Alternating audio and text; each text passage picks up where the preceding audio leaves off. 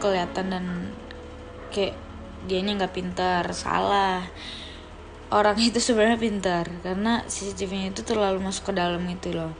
Cuman mataku yang jeli apa kayak gimana nggak tahu, ya aku tengok itu CCTV-nya kayak keluar. Kalau keluar mungkin aku udah tahu dari lama gitu, karena aku ngekos di sini udah 2 minggu. Jadi aku penasaran, mataku lihat sudut itu posisinya tersembunyi banget di belakang banget, nggak kelihatan.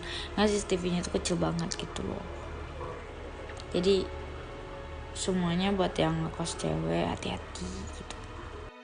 Jadi bagi yang nanya gimana bentuk kamar kosnya itu, yaitu kayak gini. Dia bentar.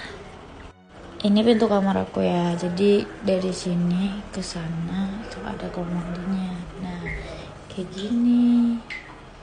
Jadi aku manjat kemarin di sini karena ada hal yang aneh dari sana gitu. Bentar. Dari sini nih, dari celahnya gitu.